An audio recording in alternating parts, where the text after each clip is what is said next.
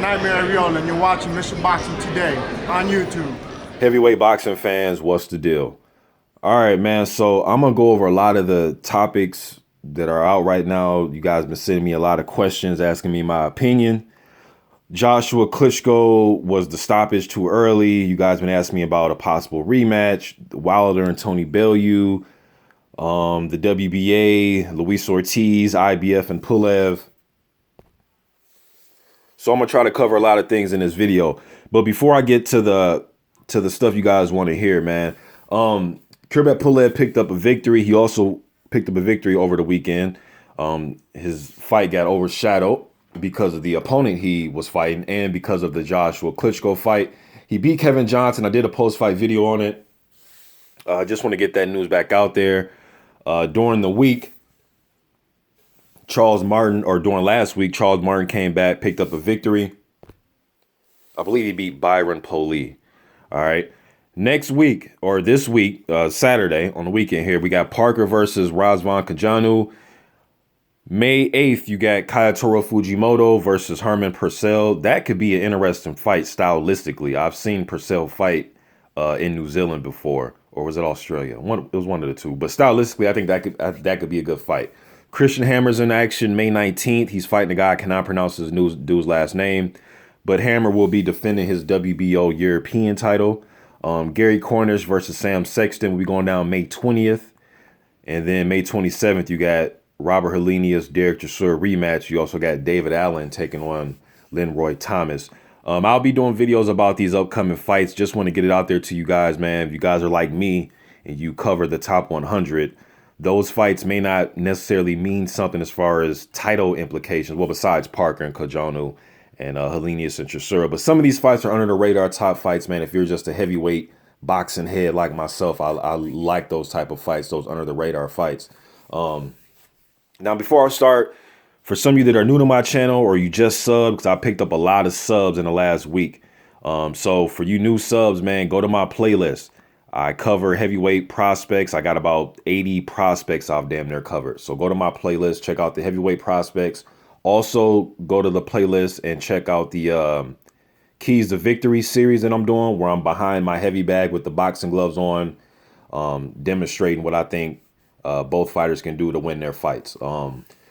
Got a lot of good feedback on those videos. I think out of the 7 videos I did behind my bag since I picked that back up, because I was doing that in 2010 on my other channel, I think I've only received like 5 thumbs down out of all 7 videos with hundreds of thumbs up. So I appreciate that, y'all, and I'm gonna do more of those type of videos. Now let's get to what y'all came here for, man.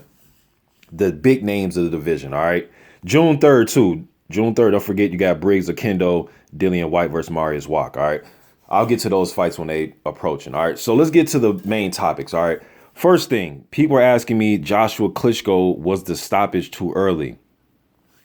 Put it like this: the 11th round, Joshua was whooping on Klitschko that round. It was entertaining fight, but I'm just talking about just the 11th round here. I'm not talking about the 5th round or the 6th round. I'm just talking about just mainly the 11th when the fight got stopped. He was getting his ass whooped in that round. He was going out on his shield. He was getting up after getting knocked down. He was getting up. Now, the exact time of the stoppage, from what I've seen, and I've pretty much watched Showtime's coverage, HBO, and I got a chance to watch the Sky Sports on YouTube. From every camera angle I've seen, there really was no big, huge punches landing when he was against the ropes. I think it was more of the ref just kind of thinking to himself, like, okay, sooner or later you're going to get hit with something. And maybe the ref thought he was saving Klitschko. But when the stoppage took place, it wasn't like, it was like, oh, he just landed a huge shot. Damn, they stopped it. It was kind of like he just stopped him, kind of just think, or maybe the ref when he was in the ring, maybe he thought, because, Klitschko was turning and rolling with a lot of punches. And during the fight, there was a few right hands and some left hooks that Joshua threw, where initially you thought Klitschko got hit, but he was kind of trying to roll with the punch quickly, so it looked like he was getting hit. And sometimes when he was rolling, he'll roll his shoulders with the punch, kind of ride the punch, and he was getting off balance a little bit because he was trying to get the hell out of the way of them punches.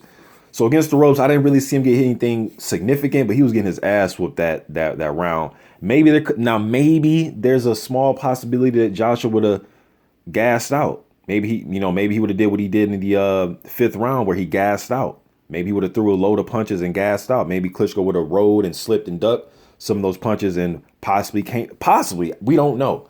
But Klitschko didn't seem, I didn't watch a lot of interviews after the fight, but from what I seen, at least when it was stopped initially, I didn't see like Vitaly come in the ring and protest. I didn't see Banks, or I didn't see Vladimir. Some of you may say, well, that that's not his personality. I didn't see him protest anything. So could the fight went on a little bit longer? Yeah, it could have. It could have went on a little bit longer. But am I like pissed off about the stoppage? Or no, I'm not pissed off about the stoppage. Up until the stoppage, I had Joshua up by 2 points. I thought it was a very close fight, man. If you had it a draw, some people even had Klitschko up by a point or two.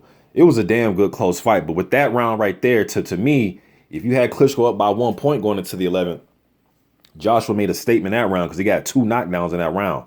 You know what I mean? And had it went to the 12th, that's ifs, right? If it went to the 12th, but it is what it is. He got the knockout.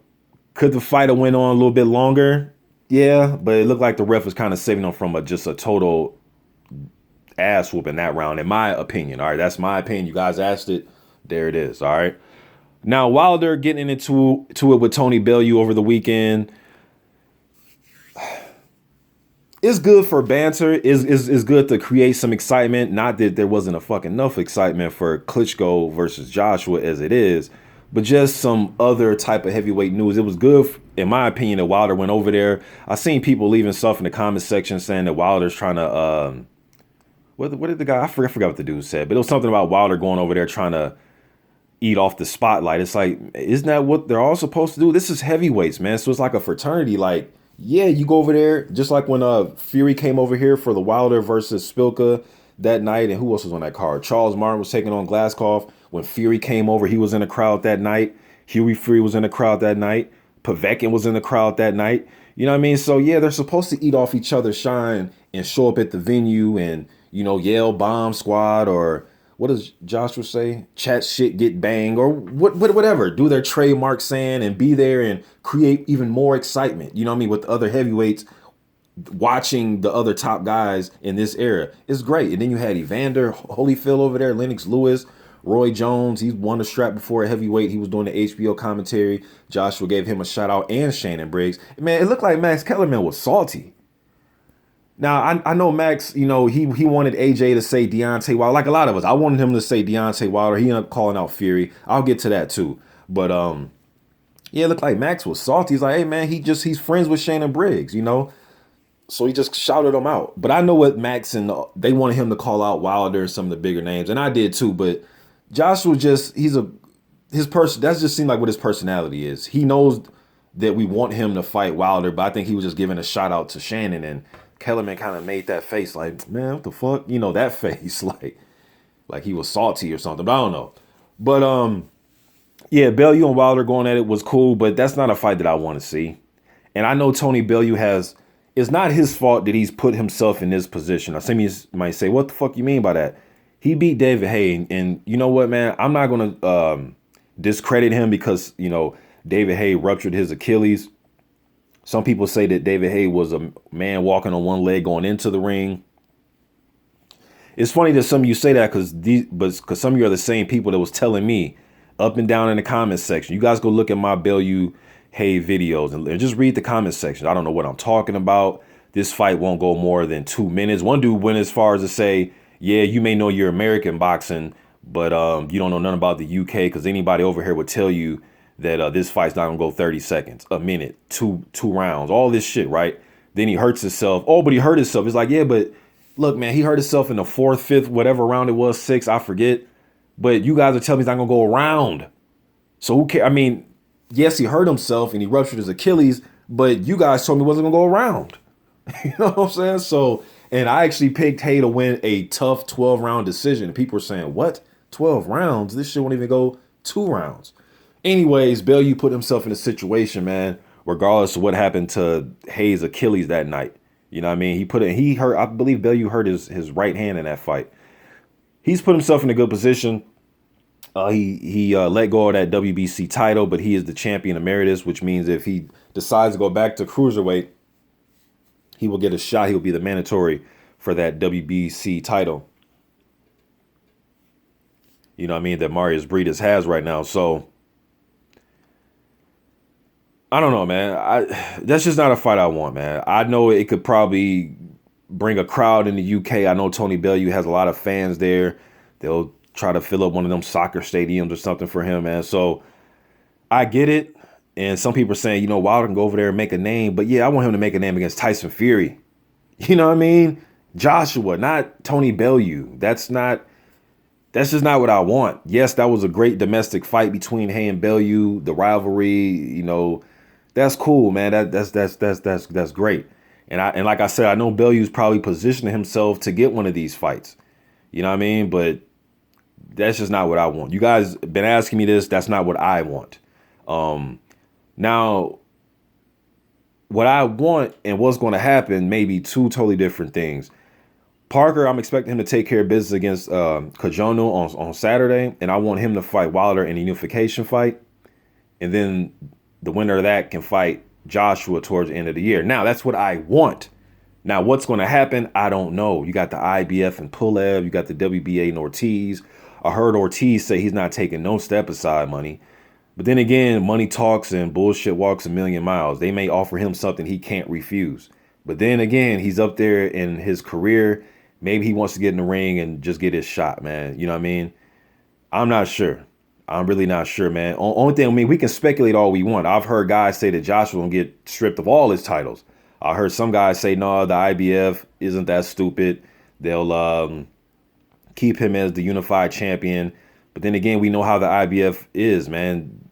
They want their mandatories taken care of. You know what I mean? They don't give a fuck who you are. They did it to Tyson Fury. I mean, Klitschko used to take care of all his mandatories. Vladimir used to take care of all his mandatories. So I guess we'll see, man. I guess we will see. But when Klitschko was taking care of all his mandatories, there really wasn't much of a demand for him to fight other people how it is now for these other title holders. You know what I mean? It's not just taking care of your mandatory when you're Wilder and Joshua and Parker. Now we want to see all these dudes fight. Whereas when Klitschko was just dominating, it was just like, okay, he doesn't have the WBC. But at that time, when his brother retired, Areola and Stiverne had to go at it for 2 fights in a row. And then Wilder beat Stiverne. And then shit, that year, Wilder beat Stiverne. By the end of that 2015 is when Fury beat Klitschko. You know what I mean? So I guess we'll see what's going to happen, man. It's just, we can speculate all we want. Then you got Stiverne in the WBC with Wilder. Again, a day after the Washington versus Wilder fight, the WBC came out in an article. I did a video about it. They ordered Wilder and Stiverne to come to a some type of agreement within the next 30 days. That was what, February, 27th? Was that I think whatever the date is right after the Wilder Watch. I think Wilder Washington took place on the 25th or 26th of February.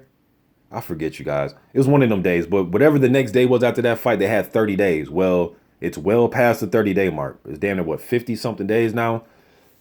So no deal was reached, nothing that I've heard of. And then last week on a Baylor Rick TV live interview, he was doing like a FaceTime Google Hangout thing with Stiverne. And I was in the chat room. So I asked him live and I put up the video clip.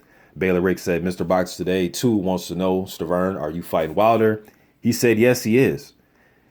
And he also said that they had between 90 and 120 days to come with some type of agreement. So 30 days, 90 days, 120 days. I don't fucking know, y'all.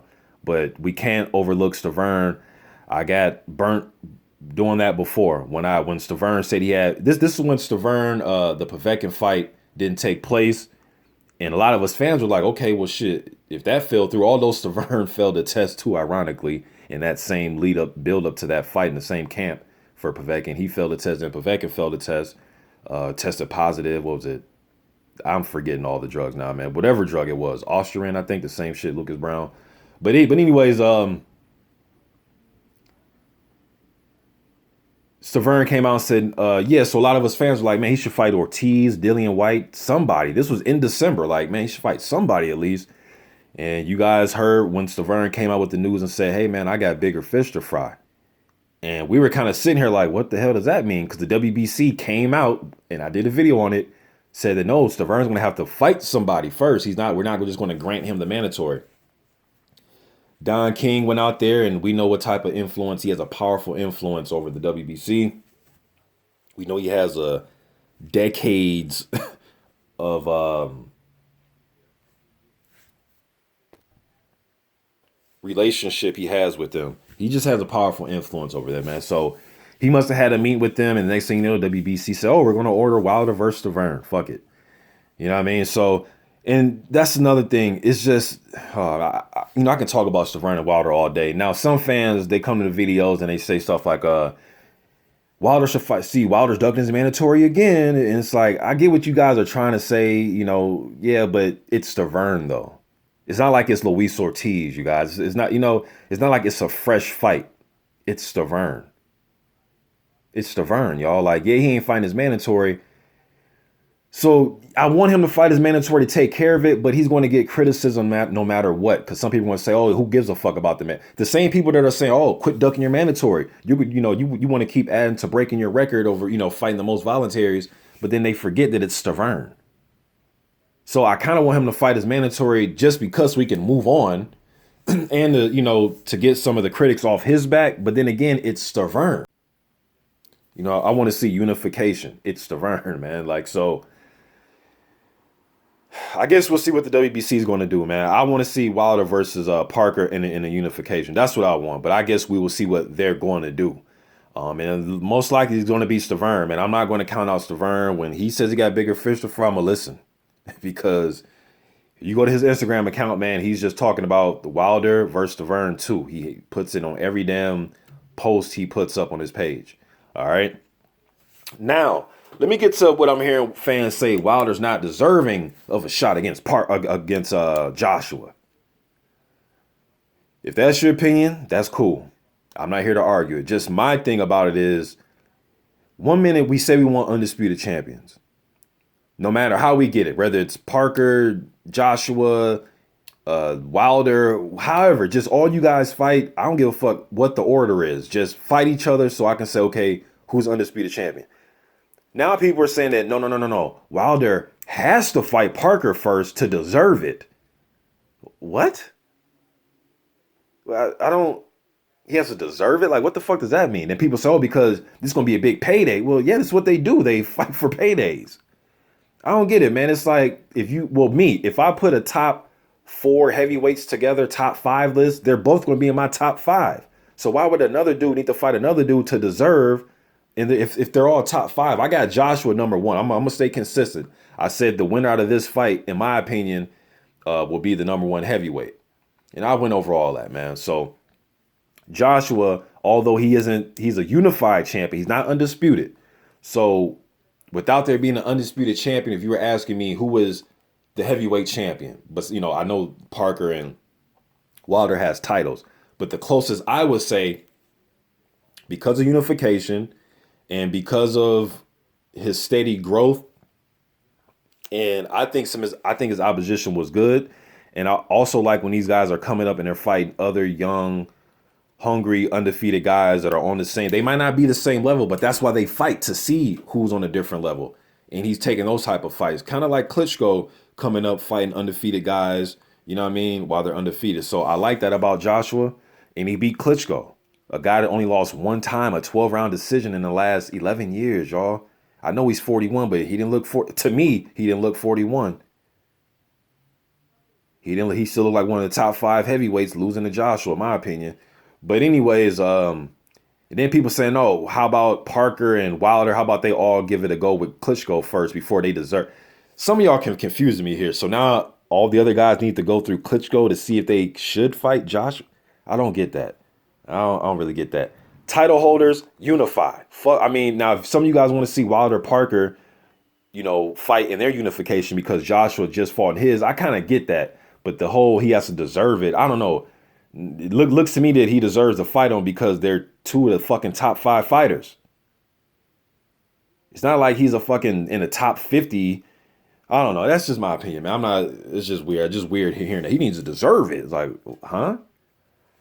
He has a fucking title and he's one of. All right, let's move on. Joshua calling out Tyson Fury.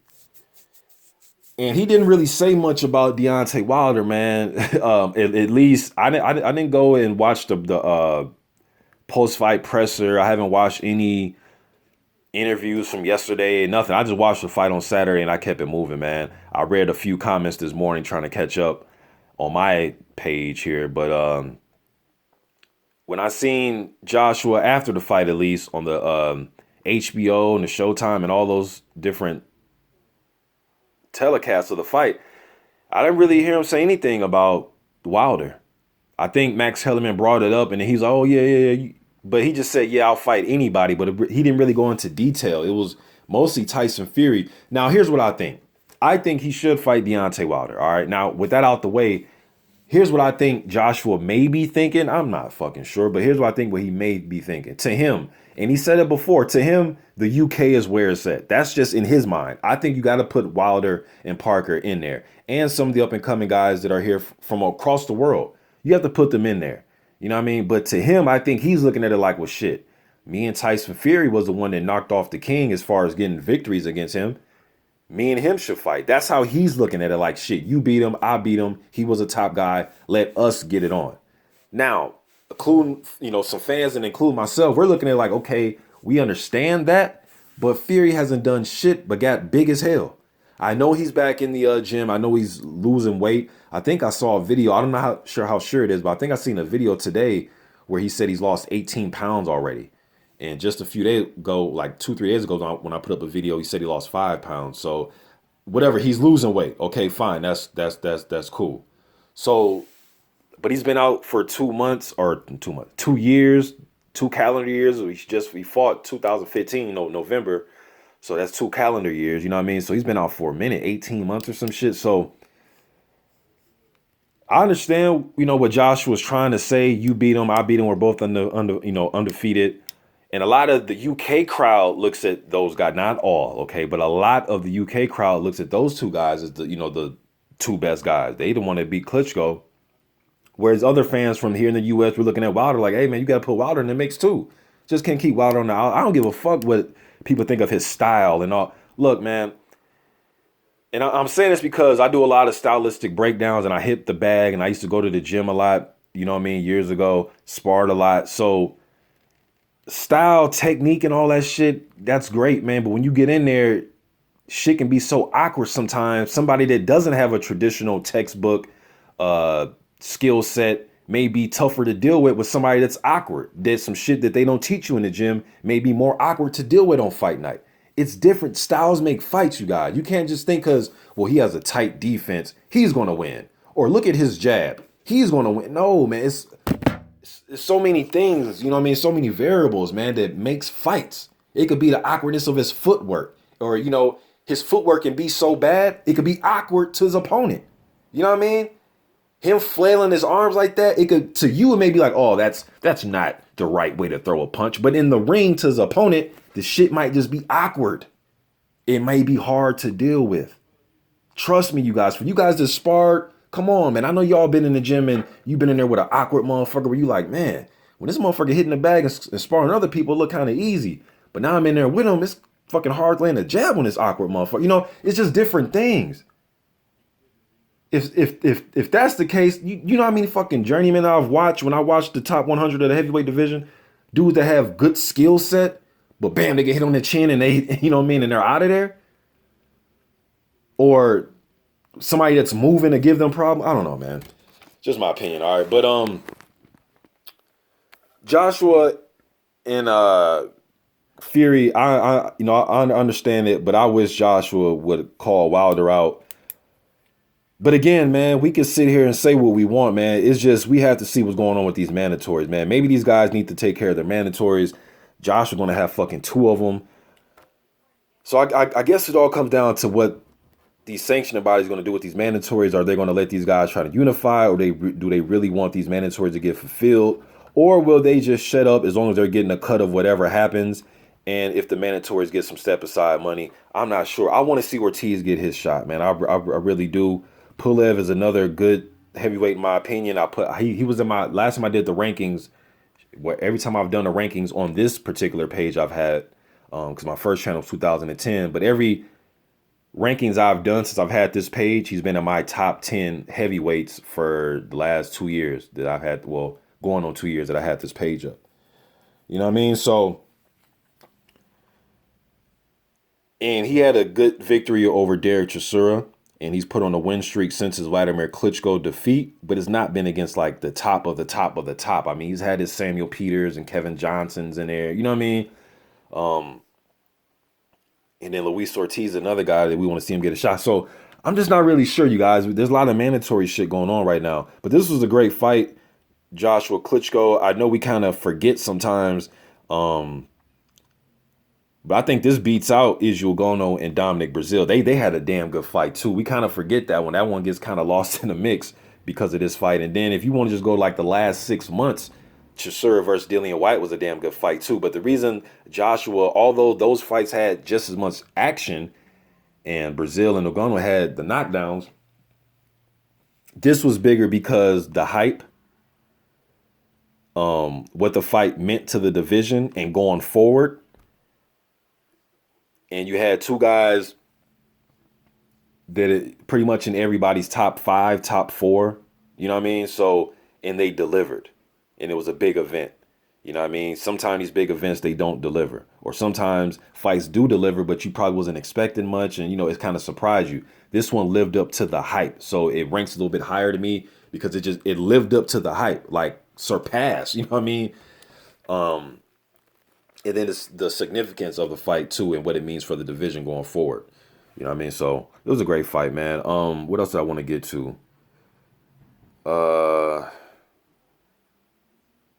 And you know, another thing, man, and let me get back to this a little bit.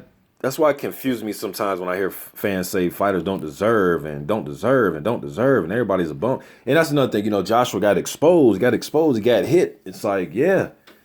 Joshua showed that you can get hit by Vladimir Klitschko right hand and fall.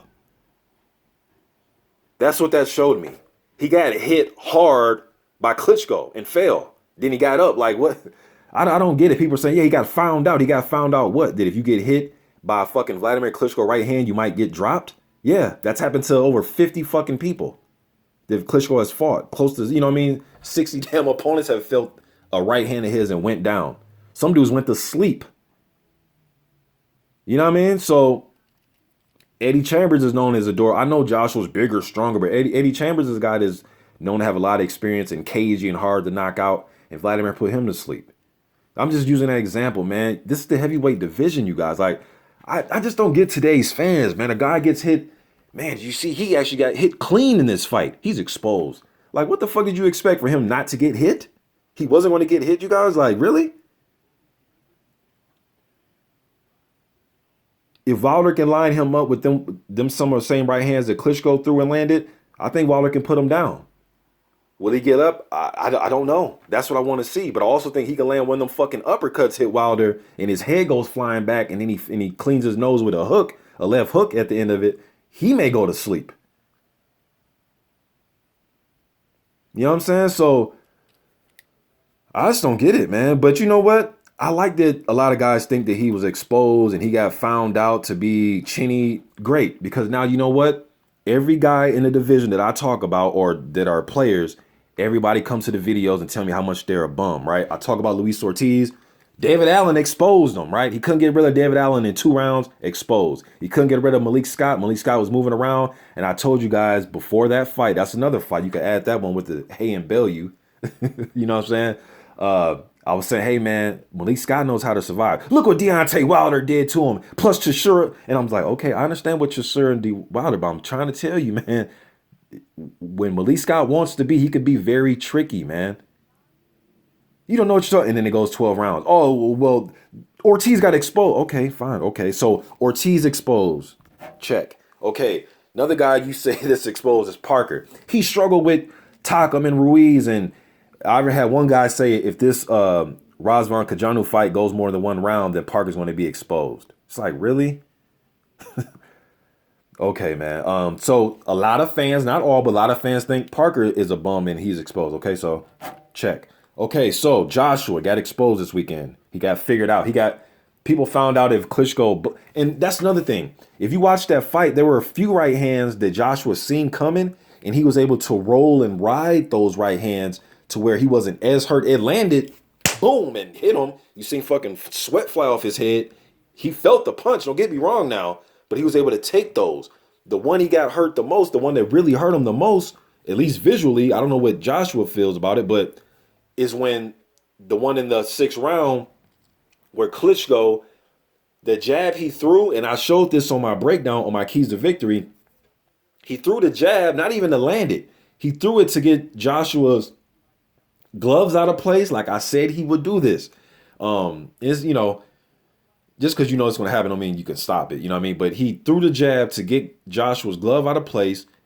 And when he got Joshua's gloves out of place, Joshua he didn't even see the right hand. It blinded him. That decoy jab, that probing jab blinded him. Boom, here comes the right hand. He never saw it coming. If Wilder can blind him with that long reach and just get him to blink or just blind him for a split second, and then right when that jab's coming back, the right hand is damn near, both hands are damn near out because you're about to give him that right hand right when you're pulling the jab back, just after you blind them. That shit can knock anybody down or out. I'm surprised to get knocked out. Klitschko can fucking crack. I don't know. I know some of you guys, he's jab and grab, and I've also said that, but okay, with all that said though, jab, grab, 40 years old, he can still fucking punch, man. You guys can have your own opinion, man, but that dude can still crack. I don't know what y'all didn't heard, man. Klitschko can still punch. And if he can blind you with a jab, you don't see a right hand coming, and your chin is exposed, you might get knocked down too. But anyways, he gets up, he wins the fight. Fans, if you think he was exposed, that's fine. I don't exposed of what? As being a human boxer? Is being somebody to get hurt, knocked down? Okay, I don't get it. Okay, so hey, he's exposed, right? Check. All right, Vladimir Klitschko, obviously he's exposed. Check. All right, Deontay Wilder, to a lot of you guys, he's a bum. He doesn't even deserve fights to some of you, right? So if it's so easy to beat him, just get in the ring, beat him, take his title, and since he's a bum, just push him to the side, right? So okay, check. All right, and then why even go over all the prospects? Brazil, Miller, Dillian White. Why? They all got flaws in their bum. Guys, listen, man. Everybody has flaws, something that can be exploited on fight night. Muhammad Ali. Look, let me. All right, look. My 7 favorite. I used to say 5, and I pushed it to 7 now. But my 7, all right. And I've actually had some people come to, after I say this and say, "How is that guy one of your favorites?" It's like, what the fuck? What? Like, how do you argue somebody's favorites list? All right, but anyways, my favorite 7 heavyweights of all time, my favorite, in no particular order: Ali, Holmes, Foreman, Tyson, Holyfield, Lennox Lewis, Vitaly Klitschko. Hold on. Vitaly Klitschko, okay? All those guys were vulnerable in some way. That's what's so great about boxing, especially the heavyweight division, man, is great and as spectacular as you look, you're still vulnerable, man. You're still human. Like this whole era of undefeated records and he got hit, he got exposed. Like I don't want to be one of these dudes, and I'm not an old man. There's some uploaders on here that are older than me. I'm only 37 years old, man, but I've been watching the fight game since about 87, 88. I know some of you thinking, what do you mean you were 7, 8 years old? Yeah, but I had uncles and my father. I've shared all these stories with you guys, show VHS tapes. I've been watching boxing since I was a child, man. And every boxer I've ever seen that I love, that I admire coming up as a kid, they lost. They got knocked out. They got punched. They got knocked down. Yeah, and it actually happens. People get hurt in fights. Now, some of you may say, "Oh, Mr. Box, you're taking it too far." We're just saying that he can get hurt. No fucking... Really? I just don't get the criteria of being exposed. To me, exposed, this is what I always thought exposed was. let's say you're a title holder and you go in there against somebody that I don't know, a complete journey. I really don't know, man. Just to me, Exposed is just going in there against somebody you're a favorite to beat, a huge favorite, and then you go in there and you lose or you get knocked out or something. People say, oh, he got exposed for not training hard or whatever, or he couldn't deal with this type of style or something like that. I don't know, man. I don't know. But it's like the meaning has kind of changed, man, to where it's like if you get hit with a punch, you're exposed. If a fucking guy wins a round or two, you're exposed. If, it's just getting overboard, man. To me as a fan. Guys are getting just hit. Oh, man, he got hit with a flurry. Okay, what the fuck does that mean? Did he go down? Did he get knocked out? Or did he come back and keep fighting? Did he win the fight? Joshua just showed what I think about all the heavyweights. If they get hit with something, they can go. People say Wilder got exposed by Molina. Hey, man, that's another big 200-something fucking pound dude putting everything he has into the left hook that you didn't see coming, or you did see it come at the last second and you got stunned. And another thing, they're talking about should there be a rematch. I guess it's in the contract. So if Klitschko and Joshua, they want to do the rematch, I guess contractually they're supposed to. So I wouldn't mind it. It was a great fight. But I think that Joshua wins the rematch. Obviously, there's a chance there that Klitschko could beat him. He put him down. He showed that he can put Joshua on his ass, on his back, legitimately hurt him. You know what I mean? So I think it's a good time for Klitschko to ride off into the sunset. Although, don't get me wrong, if he want to stick around and fight Parker and Wilder, hey, man, he looked formidable. He still looked like a top 5 heavyweight. But I'm just thinking that he's already set a great legacy. If anything, these up and coming guys need to look up to what he did, not just the guys like Tyson and Holyfield and Lennox Lewis and Ali and all the great fighters, Jack Johnson before him, Joe Louis. I'm not saying that, but just even look up to what Vladimir did. Guys like Wilder, Joshua, Parker, all these other guys. Can they even top what Vladimir did in his era? You know what I mean? So definitely somebody to look up to. He took great challenges going into his 40s, late 30s, fighting, undefeated fighters, Pulev, Povetkin, Jennings, Fury. He even was going to fight Fury in a rematch, never took place. Joshua, you know what I mean? So Vladimir, man, definitely Hall of Fame fighter, man. I think he should ride off into the sunset. But, fighters, man. Fighters always feel as if there's another reason to fight, whatever the motivation is to them. You know what I mean? So maybe his motivation will be, hey, I want one more great victory before I leave. Certain things motivate certain fighters, man. So I guess we'll see. I wouldn't be mad with it, but then what is the WBA and the IBF going to do in a situation like that? I don't know. I don't want to see Joshua lose his titles just to fight Klitschko. I want to see a fucking undisputed champion. And to me, if the belts get spread up again, then it's like all the work we did to get there, we're going to take some steps back. Although a great fight is still a great fight, you know what I mean? But I don't know, man. I think it's probably good for Klitschko to retire because he did everything. But I guess we'll see what he wants to do. Also, let me go over people saying that Joshua doesn't have any stamina.